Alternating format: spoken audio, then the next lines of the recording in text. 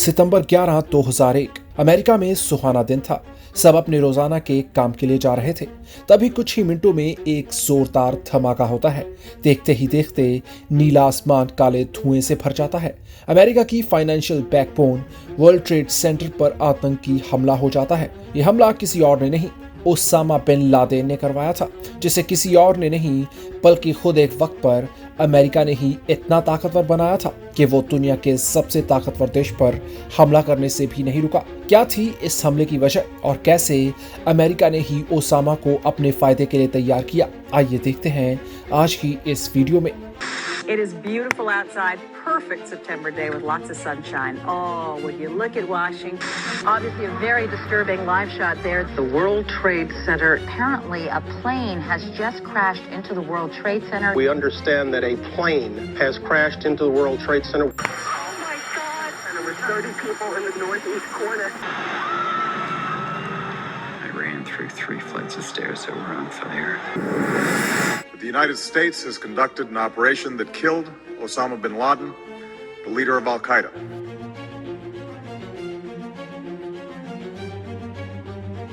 उन्नीस में सोवियत सेना अफगानिस्तान पर हमला कर देती है। उस वक्त अफगानिस्तान का नाम DRA यानी डेमोक्रेटिक रिपब्लिक ऑफ अफगानिस्तान था। ये लड़ाई सोवियत यूनियन और DRA मिलकर अफगान मुजाहिदीन के खिलाफ लड़ रहे थे। उस वक्त अफगानिस्तान सोवियत यूनियन के कंट्रोल में था।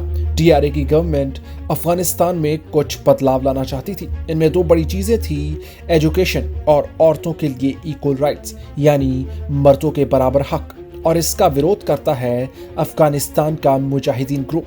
ये लड़ाई काफी गंभीर हो जाती है। इसी दौरान लड़ाई में कुछ मस्जिदों पर भी हमला होता है।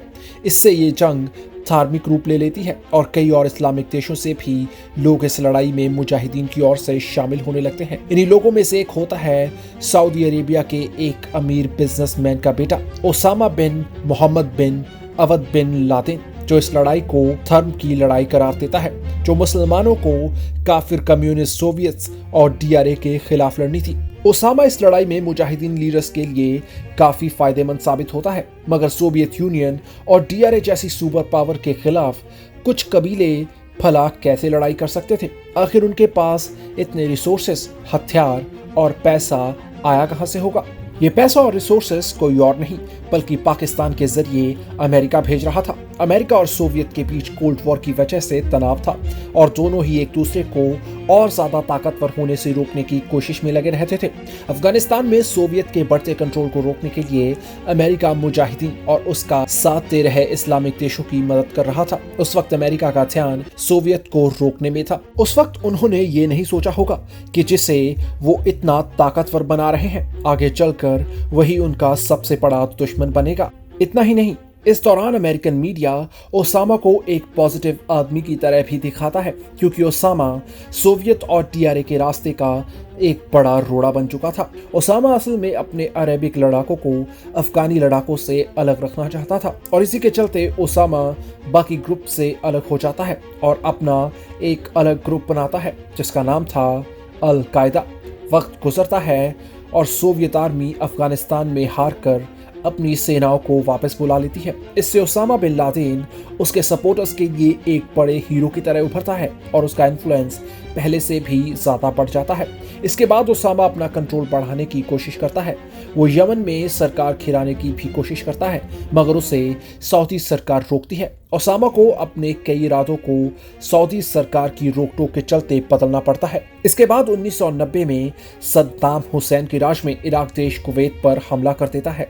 सऊदी सरकार को लगता है कि कुवैत के बाद इराक का अगला निशाना सऊदी अरेबिया होगा, मगर वो इराक की मिलिट्री की ताकत का सामना अकेला नहीं कर पाएंगे और वो मदद मांगते हैं अमेरिका से।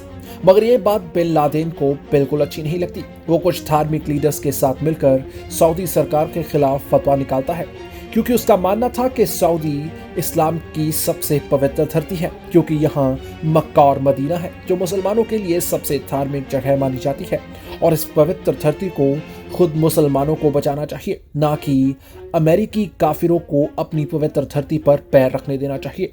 मगर उसकी बात को सऊदी सरकार नजरअंदाज करती है। अमेरिकन मिलिट्री सऊदी अरेबिया में आ जाती है और बिन लादेन के सऊदी सरकार के खिलाफ रवैये के चलते उसे हाउस अरेस्ट किया जाता है, जिसके बाद लादेन सऊदी अरेबिया छोड़कर सूडान चला जाता है। इसी दौरान उसका नाम कई अलग अलग हमलों से जोड़ा जाता है। बिन लादेन अपनी आतंकी गतिविधियां जारी रखता है। इसी दौरान सूडान में सत्ता परिवर्तन होता है और नई सरकार अमेरिका के साथ अच्छे रिलेशन बनाना चाहती होती है।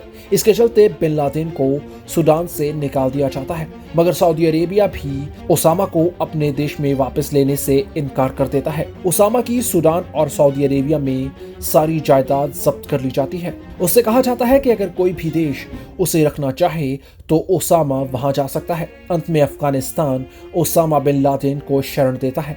वहां भी लादेन का नाम कई आतंकी हमलों से जोड़ा जाता है, जिनमें से एक था सऊदी के खोबा टावर्स का बॉम्ब ब्लास्ट, जिसमें 19 अमेरिकन एयरफोर्स के जवान मारे जाते हैं और लगभग 500 लोग जख्मी होते हैं। आगे चलकर पता चलता है कि इस हमले को प्लान करने में लादेन ने मदद की होती है। इसी के बाद से ही लादेन और अमेरिका के बीच तनाव और ज्यादा बढ़ जाता है। इसी दौरान लादेन लंदन के एक न्यूज़पेपर के जरिए अमेरिकन सोल्जर्स और पॉलिटिशियंस के खिलाफ जिहाद का ऐलान करता है। दरअसल इराक के खिलाफ मदद भेजते वक्त अमेरिका ने सऊदी से यह वादा किया था कि जैसे ही इराक का ऑपरेशन खत्म होगा वो सऊदी छोड़ देंगे, मगर वो ऐसा नहीं करते।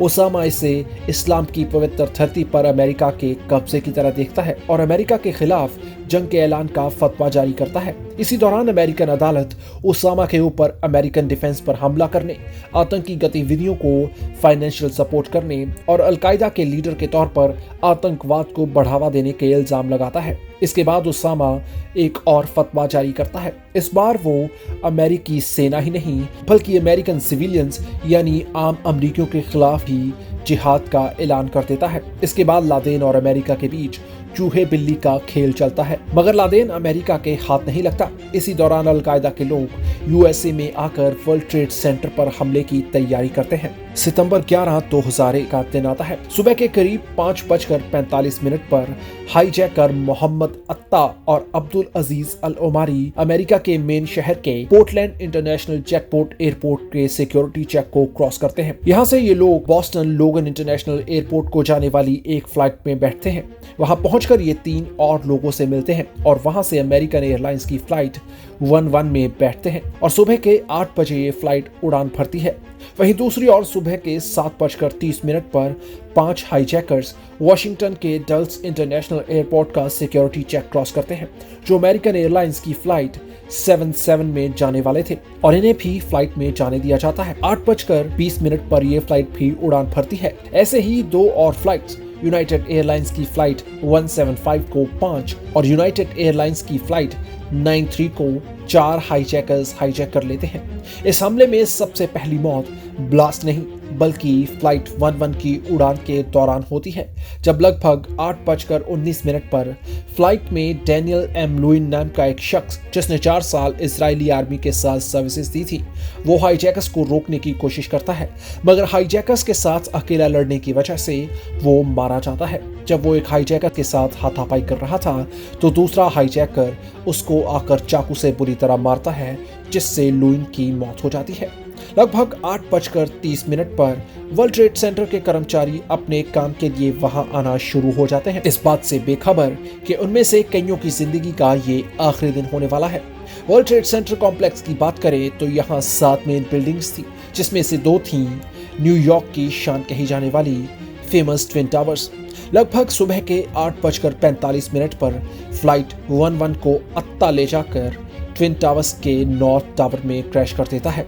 ये खबर इतनी हैरानी वाली थी कि जब उस वक्त के राष्ट्रपति जॉर्ज बुश को इसके बारे में बताया जाता है तो उन्हें लगता है कि ये नहीं हो सकता। आखिर कोई अमेरिका पर हमला कैसे कर सकता है?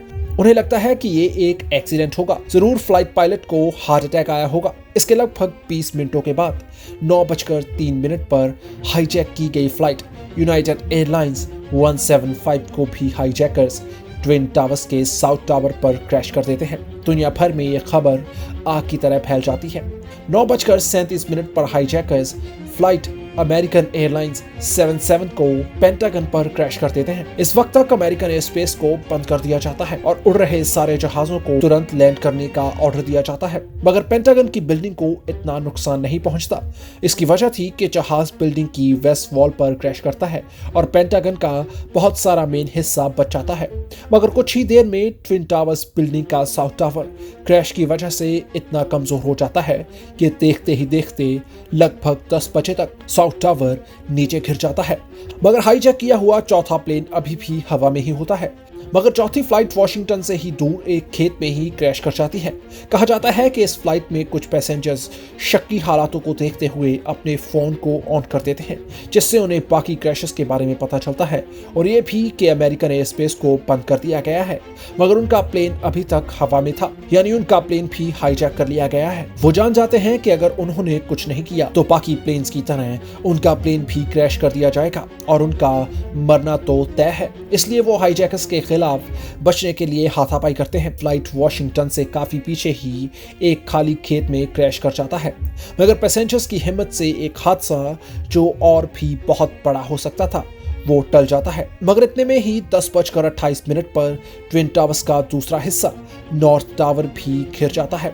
दुनिया का सबसे ताकतवर देश सबसे बड़े आतंकी हमले का शिकार हो जाता है। इन प्लेन क्रैश के हादसों में लगभग 3000 लोगों की मौत हो जाती है और 6000 से भी ज्यादा लोग इन हमलों में जख्मी हो जाते हैं। इस हमले का शक सीधा ओसामा बिन लादेन पर जाता है, मगर वो इससे साफ इनकार कर देता है। मगर फिर 2004 के यूएस इलेक्शंस के करीब ओसामा का एक वीडियो टेप रिलीज होता है जिसमें वो हमले की जिम्मेदारी लेता है। ओसामा इसकी कई सारी वजह बताता है, अमेरिका का इजराइल को सपोर्ट करना, इराक पर पाबंदियां लगाना, इराक के खिलाफ सऊदी में अपनी सेनाएं भेजना, सोमालिया में मुसलमानों के खिलाफ हो रहे हमलों में सरकार का साथ देना, साउथ लेबनान में मुसलमानों के खिलाफ इजराइल का साथ देना। बिन लादेन के इस हमले को बहुत सारे देशों ने क्रिटिसाइज किया। ओसामा कहता है कि ये हमला एक सबक है अमेरिका के लिए, क्योंकि वो मिडल ईस्ट और इस्लामिक देशों में बहुत दखल अंदाजी कर रहा था। मगर ये दखल अंदाजी ओसामा के इस हमले के बाद और भी ज्यादा बढ़ जाती है जब अमेरिका 2001 में ओसामा, अलकायदा, तालिबान और कई और आतंकवादी ग्रुप्स को खत्म करने के लिए अफगानिस्तान पर हमला कर देता है। और उसके बाद जो हुआ वो आप सब जानते हैं। ओसामा को अमेरिकन सेना 2 मई 2011 को पाकिस्तान में उसके ही घर में घुसकर मार देती है। आतंकवाद आज भी धर्म, जाति और रंग के नाम पर दुनिया भर में जारी है और इसे सिर्फ एक ही धर्म को अपनाकर रोका जा सकता है, इंसानियत। खैर, आज की इस वीडियो में बस इतना ही। अगर ये वीडियो इन्फॉर्मेटिव लगी हो तो ऐसी ही और वीडियोस को हिंदी में देखने के लिए हमारे चैनल को सब्सक्राइब कर लें। अपना ख्याल रखें। नमस्कार।